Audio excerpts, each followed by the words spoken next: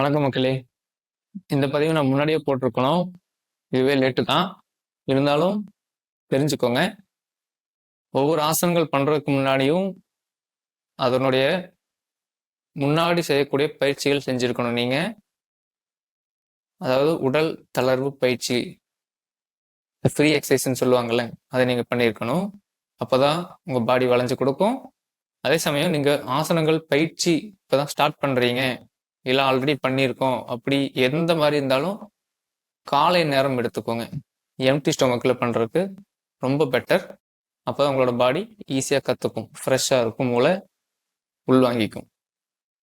அதே மாதிரி குளிச்சுட்டு 1/4 மணி நேரம் கழிச்சு, இல்லை ஆசனம் முடிச்சுட்டு ஒரு 1/4 மணி நேரம் கழிச்சு, இதை நான் டைம் கம்மியாக சொல்கிறேன், நடைமுறைக்கு ஏற்ற மாதிரி 1/4 மணி நேரம் மைண்டில் வச்சுக்கோங்க. சாப்பிட்டுட்டு 3 மணி நேரம் கழிச்சு தான் நீங்கள் ஆசனம் பண்ணணும்.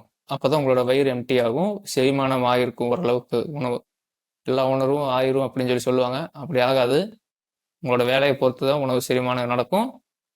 அதனால 3 மணி நேரம் எடுத்துக்கோங்க. ஒவ்வொருத்தர் சாப்பிட்ட உடனே பண்ணுவாங்க, அதெல்லாம் ரிஸ்க் எடுத்து அவங்க பண்றது, அவங்களோட ஓன் ரிஸ்க். 3 மணி நேரம்னா நீங்க ஃப்ரீயா பண்ண முடியும், எந்த ஒரு டென்ஷனும் இல்லாம தாராளமா நீங்க பண்ண முடியும். அது மாதிரி ஆசனங்கள் முடிச்சு நீங்க தண்ணியோ எதுவும் குடிக்கணும். ஒரு 10 நிமிஷம் கழிச்சு குடிச்சிங்கன்னா உங்களோட பாடி ரிலாக்ஸ் ஆகிருக்கும். சடனாக தண்ணி குடிச்சு அதோட ஓவர் ரியாக்ட் ஆகாம நார்மலாக இருக்கும். இதெல்லாம் ஃபாலோ பண்ணி ஆசனங்கள் பண்ணுங்க.